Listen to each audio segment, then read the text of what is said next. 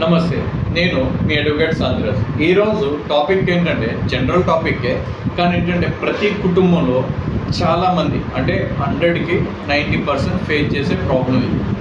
ఎందుకు 90% అంటున్నానంటే, ప్రతి ఒక్క ఫీమేల్ ఫాదర్ ఆలోచించేది ఏంటంటే నా కూతురికి మంచి లైఫ్ ఇవ్వాలి. ఒక వ్యక్తి ఫారెన్లో ఉన్నాడంటే ఆ వ్యక్తి బాగా సంపాదిస్తాడు, నా కూతురిని బాగా చూసుకుంటాడు అనే ఒక ఉద్దేశంతో ఫారెన్ సంబంధాల గురించి చూస్తూ ఉంటారు.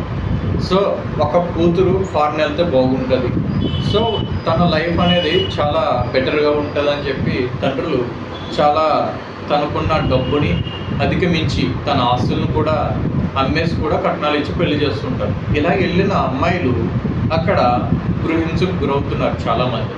సో అక్కడి నుంచి ఇబ్బంది పడే వాళ్ళు మరి ఏం రిలీఫ్ లేదా, వాళ్ళు ఇండియాలో కేసు ఎలా ఫైల్ చేయాలి, వాళ్ళు ఇక్కడి నుంచి రారు కదా అని చాలామందికి ఈ ఒక క్వశ్చన్ అనేది ఉందని మాకు కామెంట్స్ ద్వారా తెలిసింది. సో దీనికి కూడా ఒక సొల్యూషన్ ఉంది. అది ఏంటంటే, మీకు ఇక్కడైతే లోకల్లో ఎవరైతే మీ రిలేటివ్స్ కానీ ఫ్రెండ్స్ కానీ ఎవరున్నారో వాళ్ళకి మీరు అక్కడి నుంచి జీపే ఇవ్వాలి. సో పిటిషన్స్ ఇక్కడ ఇండియా నుంచి పంపించినప్పుడు మీరు అక్కడ పబ్లిక్ నోటరీ చేసి జీపీఏని మీరు అపాయింట్ చేసుకుని ఇక్కడ పంపించినట్లయితే మీ జీపీఏ ద్వారా అక్కడ మీరు పడుతున్న గృహిణికి ఇక్కడ మేము 498కి కానీ డీవీసీఏ కానీ ఇలాగా డివోర్సే కానీ ఫైల్ చేసి మీకు కావాల్సిన రిలీఫ్ అనేది మేము ఇండియా నుంచి అందజేయడానికి ఉంటుంది.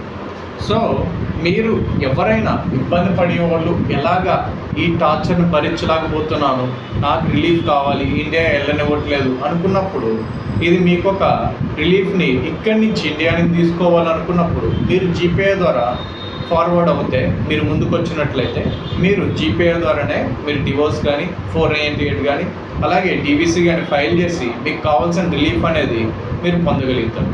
ఇది మీ నాలెడ్జ్ కోసం ఈ వీడియో చేయబడింది. Thank you.